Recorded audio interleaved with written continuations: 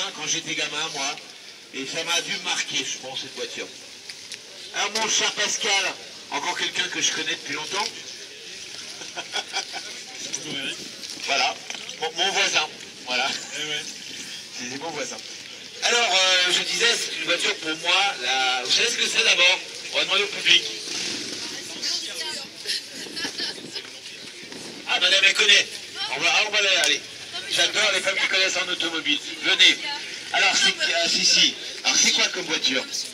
Oui, alors quel modèle? Ah, bah alors, vous étiez bien parti pourtant là, hein? Mais pouf. Bien Zagato.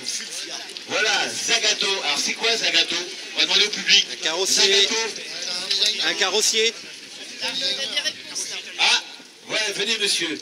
On va essayer de faire participer plus les gens. Alors Zagato, c'est quoi? C'est un carrossier italien parmi les plus connus. Ouais. Il y en a beaucoup, hein, des carrossiers italiens. Voilà. Zagato est l'un des plus prestigieux. Voilà. Peut-être moins connu pour le grand public que les autres. Hein. Mais voilà. il a fait de très belles carrosseries. Voilà. Avec notamment Spada. On a su cette Spada qui dessinait des voitures pour Parle bien fort dans le micro, hein, parce que les gens... C'est un monsieur qui s'appelait Spada. Oui. Qui dessinait des voitures pour Zagato à l'époque. Pour Zagato, oui. Et qui a fait des très belles réalisations. Les plus belles Zagato des années 50. Ouais. Avant d'être reprise. Alors avant de renaître. De renaître, on va dire. Voilà. Avec des voitures faites pour Aston Martin. Ouais. Exactement. Bien. Voilà quelqu'un qui connaît son sujet. Très bien, hein, il a raison. C'est ça. La marque a connu son heure de gloire dans les années 50-60 avec des très belles réalisations, notamment pour les Alfa Romeo et bien d'autres modèles. Et à un moment donné, ils ont jeté leur dévolu sur le petit coupé Lancia Fulvia. Ça vous parle, le Lancia Fulvia? Il y avait la berline Fulvia, il y avait le coupé et il y avait un moteur. Ça vous parle le moteur de cette Lancia Fulvia? D'abord, toutes les Lancia, hein, ce sont des tractions avant. Original déjà à l'époque dans les années 50-60. Alors ce moteur, il a quoi de particulier? V4. Venez, c'est bien, on a des gens aujourd'hui... Alors parlez bien fort dans le micro, mais fort, hein, parce qu'il marche pas bien. Oui, alors c'est un quoi? Un V4. Un V4, c'est original, parce qu'on lui parle souvent d'un V8, d'un V6. Par contre un V4, ça court pas les rues. C'est plus Hein, c'est plus... voilà. Et moi j'en connais deux V4. Hein, le Lancia, et il y en a un autre. Matra. C'est pas Matra. Matra s'en est servi. Mais c'est pas moteur Matra. Ford. C'est Ford qui avait un V4 également. Voilà. Et donc sur ce modèle-là, c'est un V4 Fulvia Lancia qui est assez performant. On va y revenir tout à l'heure. Alors, Zagato jette son dévolu, comme je disais, mais je ne vais pas te couper trop longtemps, parce que je sais que je parle trop sur le coupé Lancia, et il va sortir en quelle année ce coupé Zagato? Le coupé Zagato est sorti dans les années 66, sans rater. Il y a eu 4 versions en fait, de sortie, en fonction des moteurs, tout simplement. Un 1,2 litre, 1,3 litre, 1,3 litre S et celui-là, le 1600 qui est, je crois, le plus rare en fait. Alors, moi, je il y pense. a eu, en tout, sur les 4 versions de Fulvia Zagato, il y a eu 7100 véhicules de conquête. Combien? 7100. 7100. Sur les 4 versions moteurs. Et par contre, sur les 1600, il n'y a eu que 800 véhicules de construits. Donc c'est assez peu quand même. Voilà. Je crois que les premiers modèles étaient en aluminium en partie, non? Exactement, les ouvrants. Les ouvrants étaient, parce qu'il y a eu, finalement, c'était 2 séries. 1200, 1300 était la première série, et 1300S et 1,6 litre, celle-ci, deuxième série. D'accord. La première série avait les ouvrants à l'U. Donc les séries, hein? Série 1, avec notamment les capots avant, qui s'ouvraient de côté. Alors pour savoir, pas sur ce modèle-là, mais le capot avant, eh bien, il avait une originalité, il s'ouvrait pas comme ça, donc il s'ouvrait latéralement. Sur le côté, comme ça. Comme le Monte Carlo. Pourquoi? J'en sais rien. Mystère, c'est pas du tout. Ouais, ça m'avait frappé à l'époque. Et après, ils sont sur la série 2 ou les derniers La modèles. série 2, donc là, comme ça. Là, ça s'ouvre donc comme ça. comme ça. Ah, voilà. On va d'abord détailler, avant de détailler le moteur, on va détailler l'intérieur. Alors, est-ce qu'il y a quelque chose de commun avec, à part le moteur, les éléments mécaniques, est-ce qu'il y a quelque chose de commun avec le coupé Fulvia à l'intérieur? Oui, l'intérieur ressemble fortement au coupé, notamment le tableau de bord. C'est exactement le tableau de bord de la Fulvia classique. Très beau, hein? Oui, il est très, très sympa, avec le nom de Fulvia à droite. Il y a la boîte de vitesse aussi, enfin tout ce qui est élément intérieur. Par contre, les sièges sont différents. Siège avant, siège arrière était similaire. Tenez la porte. Ouais, très beau tableau de bord, on dirait une anglaise presque. Oui, parce Hein, qu'il est avec bois. Là, celui-là, il est vraiment d'origine. un plaquage bois, Plaquage bois, ouais, d'origine. Et juste le volant, je pense qu'il doit être en plastique plutôt. Ouais, voilà, tout à fait. Alors, je suis pas sûr que le volant soit celui d'origine, parce que c'était des volants qui avaient été mis en place spécifiques normalement sur celle-ci. Donc celui-là, Spécifique par rapport au coupé Fulvia d'origine. D'accord. On a une vitesse qui est assez haut. oui, Hein, très bien en main. très bien en main. Alors voilà, j'y viens. On a quand même 5 vitesses. Et c'est vrai que les Italiens à l'époque, hein, comme Alfa Romeo, ils étaient en avance sur tous les constructeurs européens, que ce soit BMW, même Mercedes, pour avoir des boîtes 5 vitesses. Même les Français, ils sont en retard là-dessus. Donc là, c'était. Alors la boîte 5 est sortie, je crois, sur la 1300S et 1600 sur celle-là. D'accord. Avant, c'était 4 vitesses. Des 4 vitesses, donc les premiers modèles avec 4 vitesses. D'accord. On a des sièges, quand on les voit comme ça de l'extérieur, assez larges. Oui. Ils sont incroyablement larges pour une petite voiture comme ça. On est très bien assis dedans, Ouais. qui enveloppe bien. Et le fait d'avoir également des appuis-têtes, c'est bien spécifique à cette version-là. C'est bien la 1600 qui avait ces appuis-têtes-là ouverts. On est au début des appuis-têtes, hein, à l'époque, Exactement, hein. voilà. Il n'y a que sur ce modèle-là, en fait, on a des appuis-têtes comme ça. Je rappelle que les appuis-têtes, c'est pas pour dormir, hein, c'est pour les vertèbres. Je peux?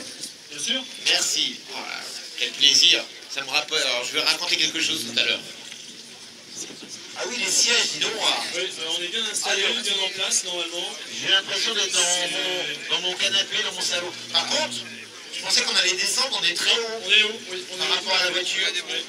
Hein, c'est assez étonnant. Par rapport à une anglaise, on va être assez très bas. Là, moi je touche. Tout à fait, oui. Ouais. Alors après, on peut descendre un peu légèrement le dossier, mais pas plus. Ouais, d'accord. Et on a de la place hein, pour les pédales, pour les pieds. La voiture a beau être petite, on est quand même. Voilà. Alors le tableau de bord, bien sûr, on a tous les manos sous les yeux. Hein, le volant est vraiment bien dégagé. Tous les manos. Et franchement, autant tout à l'heure la BMW, j'aimais pas trop. Là, je me sens bien. C'est vraiment. Alors, il faut voir quand même que c'est un véhicule, alors pour moi sa petite sœur, la Fulvia normale, Oui. elle fait beaucoup de rallye, et donc en fait c'est issu de ces spécifications en fait, de rallye qui a été réutilisée là-dessus. On se rappelle hein, des versions HF hein, en rallye, et notamment Sandro Munari qui a gagné le Monte Carlo, je crois, en 1972 avec la Fulvia normale, hein, pas la Zagato. Oui, tout à Voilà. fait, c'est ça. Elle a fait beaucoup, enfin, toutes ces Fulvia ont beaucoup utilisé, enfin, il y a eu beaucoup Alors, de rallye. on voit quand même qu'on a une voiture sportive hein, quand même, et on a cette poignée, regardez, cette poignée pour se maintenir, hein, pour que le passager se maintienne. Alors je suis surpris parce que je ne vois pas de manivelle. Non, parce que électrique, oui, Ah, ça, je électrique. savais pas. Oui, tout à fait. Là, par contre, les moteurs sont un petit peu fatigués. Hein. Ouais, d'accord. Voilà. On descend bien, mais par contre, pour remonter, il faut les... Étonnant pour l'époque, hein, très peu de voitures, hein, notamment de sportives, avaient des vitres électriques. Hein. Et la spécificité de cette voiture aussi, c'est en dehors la vitre de chaque côté, c'est qu'on a aussi Un ion un ion électrique. En fait. Ah, Donc, électrique, il est laissé ouvert là. en partie, Électrique. pour l'ouverture. Après, Là, c'est l'ouverture maximum. En fait, on a le moteur électrique. Et puis après, on a une petite languette là qui nous permet de sécurité. Voilà. Donc, D'accord. Et là, pas de séparation, dis Non, donc. aucune séparation. Hein, on a juste une barre de renfort pour la caisse, hein, Oui, je pense. oui, c'est ça, voilà. c'est- Mais alors là, c'est. Et qui sert aussi de siège en fait. Hein. C'est une 2+2. Hein, Oui, alors c'est étonnant, ça sert de siège. Oui, Il y a- oui. C'est juste. Ouais, Tu peux au niveau des t'installer. omoplates, en fait. Ouais, voilà. Alors, voilà. bon, voilà, c'est un peu. Alors ça reste pour restreint, quoi. des enfants, bien sûr. Hein, c'est Ouais, plus et un encore. dépannage, mais encore. Voilà. La roue, ils n'ont pas eu le choix. Voilà. Ils l'ont jeté dans le golf. C'est un peu ça. Ça prend beaucoup de place d'ailleurs, hein, ça prend un quart de la place. Ça dépend de la mec. Comme beaucoup de voitures à l'époque, hein, on les met tous sous toit, non. Bon. Après on peut l'enlever aussi. Oui, on peut l'enlever, mais voilà. bon, à partir du moment où on n'a pas trop de choses à mettre dans le coffre, c'est assez volumineux quand même. Ouais, parce qu'on peut partir vraiment avec plusieurs bagages, avec madame, hein, sans problème. Enfin, c'était pas prévu pour ça quand même. Hein. Voilà. La couleur, cette voiture, elle a été repeinte, Alors, je pense. Cette voiture, en Explique-moi. effet, elle a été restaurée. Ah, pardon. Il faut que tu... Voilà. Impeccable. Donc là, c'est une voiture qui a été restaurée il n'y a pas longtemps, il y a 3 ans et demi, je crois. Ouais. Donc principalement extérieur, donc il va faire une couleur peinture comme ça, orange. Il faut D'origine? bien voir que cette couleur orange est bien la couleur orange d'une 1600. Parce que c'est vendu comme ça en fait à l'époque, orange avec bande noire sur le capot. D'origine, comme D'origine, ça. normalement c'est comme ça. D'accord. Donc il y a eu des oranges, et on voit aussi des bleus, bleu ciel, avec aussi toujours la bande noire. C'est Toujours la vraiment bande noire. sa marque en fait c'est ça, c'est la bande noire qui est devant. D'accord. Et ces damiers à l'arrière? Alors non, ça a été rajouté. Ça a été rajouté. C'est pas mal. Oui, oui, c'est sympa. Sympa. Ça, c'est Les vraiment, jantes, ce sont les jantes d'origine, hein, des ce jantes. sont des jantes d'origine magnésium. C'est du magnésium, c'est pas d'aluminium. Non, c'est pas d'alu. Vous savez que- C'est vraiment particulier. Ouais, c'est très fragile, hein, ce genre de jante. C'est très très léger. Mais parce qu'en course on utilisait beaucoup de magnésium, par contre c'est très Très fragile. fragile, ouais. Ouais. Le moindre choc. Ah ouais, là, pour en trouver, ça doit pas courir les rues non plus. Hein. Voilà. Bon, on va s'attarder un peu sur le moteur maintenant, avec le capot dans cette version qui s'ouvre, on va dire, normalement. Comment vous la trouvez cette voiture? Elle est originale quand même. Hein, qui c'est qu'on a déjà vu des Zagato, Lancia? Hein? Ça compte pas les rues, hein. Vous n'allez pas en voir ici, là. Bah oui, toi ça m'étonne pas, toi. Très à Et l'avant. regardez ce moteur. Il est vachement à l'avant. Et voilà. Alors, voilà un petit moteur en fait. Hein. Alors il est incliné sur le côté. Incliné, Vous avez vu exactement. comme il est incliné ce moteur? Ouais. Et on a les deux carburateurs, qui sont des carburateurs Solex, double corps. Sur l'horizontale, ici. L'horizontale. Voilà. Donc c'est un peu particulier. Hein. Donc ce type de moteur au niveau carrément, Lancia, comme sur les Fulvia, donc là il est gris, hein, mais sinon ils sont souvent colorés en jaune, bleu, rouge, enfin si vous regardez dans les clubs. Ouais. Jaune, oui, j'en ai déjà Voilà, vu. c'est ça. Hein. Quelqu'un C'est peut vraiment m'amener le- un parapluie, s'il vous plaît? Laurence, si tu peux m'amener un parapluie. Non, non, c'est un V4. Non, non, c'est un 4 cylindres. 4 Un cylindres 4 V. cylindres. Alors qu'il est cylindres très V incliné. décalé. Il est décalé, il est sur le côté. Hein, voilà. Et assez refermé. Hein. Il est très refermé, Le oui. V est très refermé. Oui. C'est pour ça qu'on ne voit pas vraiment qu'il est en V. Hein, Exact. pour celui qui s'y connaît Il pas. faut un Ah peu- merci, t'as un amour. T'as un amour. Voilà, donc c'est vraiment très particulier hein, comme moteur. Donc par contre qui a alimenté, qui a été utilisé sur toutes les Fulvia. Hein. Ouais. Après il est monté en puissance, mais c'est vraiment le même moteur. Alors- C'est le moteur qui a fait les courses. Hein. Là, sur la HF, on a le même moteur. Voilà, c'est le même bloc en fait C'est le que, même bloc. voilà, C'est ça. qui a fonctionné dans les voitures de rallye. Vous voyez que ce moteur est en porte-à-faux à l'avant hein, par rapport à l'axe des roues avant. Tout à fait. Voilà, Lancia, hein, ça a été traction avant pendant de longues années.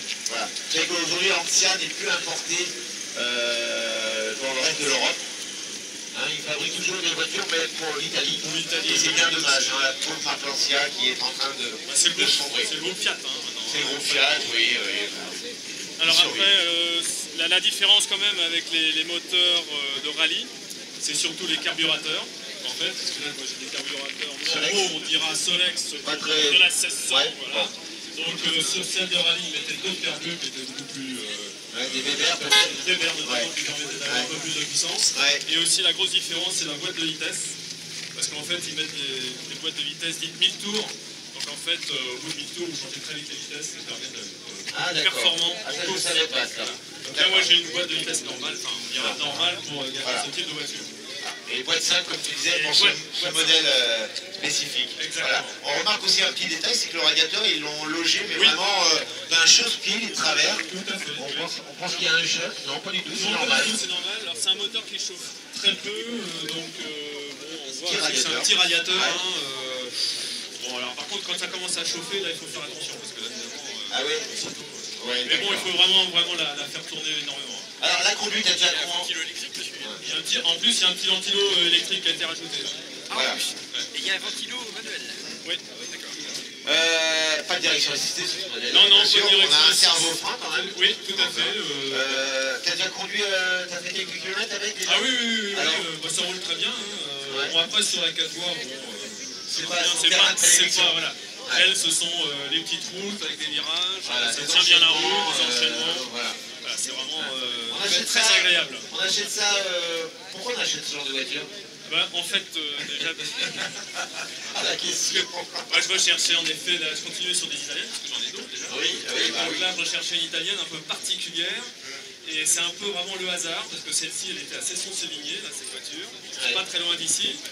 Et le spécialiste de ce type de voiture, et notamment du moteur, il est à Laval, pour toute la France. Et donc, voilà, pour les petites annonces, il y a quelques-unes voitures, j'ai été la voir, et voilà. Et il y en a deux comme ça.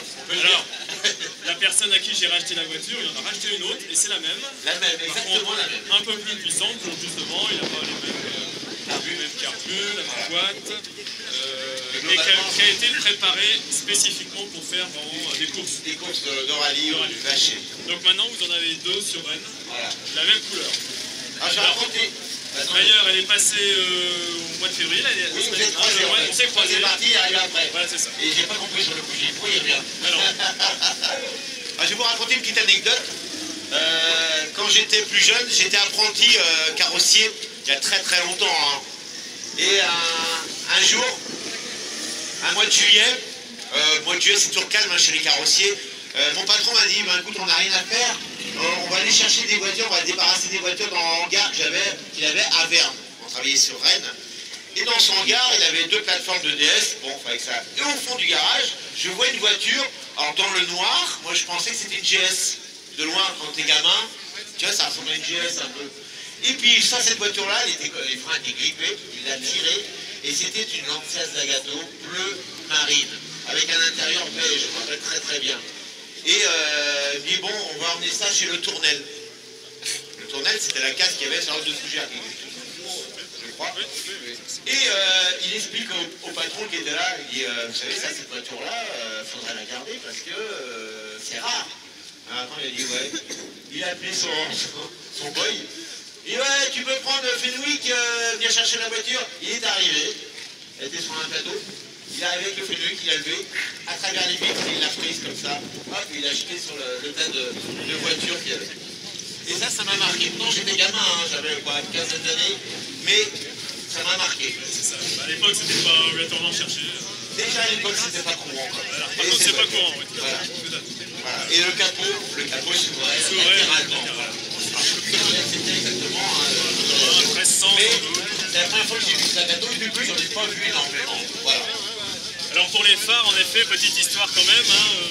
Les phares. Exactement. Ah, bien, oui. Alors, les deux feux avant, en effet, pour les connaisseurs de chez Renault, ce sont bien des feux de Renault, qui a été utilisé sur les R16 ou les R12 Gordini. Oui. Donc voilà. Alors par contre, après, quelques petits...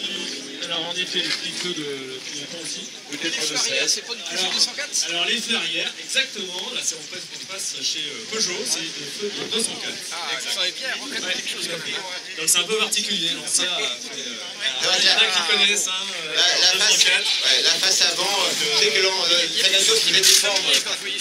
Alors par contre, certains mettent des doubles phares en fait, pour enlève les phares Gordini, là, ils mettent de doubles phares. Voilà, j'ai cru en voir comme ça en photo. Mais là, c'est surtout pour les sports, spécifiquement sport. Alors, cher public, comment vous trouvez cette voiture? Hein, très très belle, très originale. Hein, assez, moi ça, voilà, j'adore ce genre de voiture. Super état en plus. Ouais. Ah, mais c'est toujours des super voitures hein, qu'il a. On a quelle année déjà pour cette voiture-là, c'est la tienne? Alors celle-ci, elle est fabriquée 72, première immatriculation 73.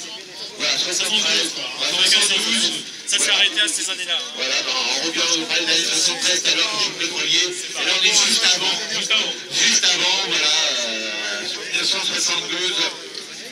Pour le sport auto, on reste dans la victoire Matra. Première victoire Matra au Mans. Et premier titre de champion du monde pour un jeune pilote de Formule 1, le Brésilien Emerson Fittipaldi sur le bus, un tout jeune pilote pratiquement inconnu. Voilà, champion du monde en 1972. Il y a beaucoup de vent, c'est pas facile. On va te remercier Pascal pour cette présentation et j'adore quand tu m'amènes des voitures. Continue comme ça.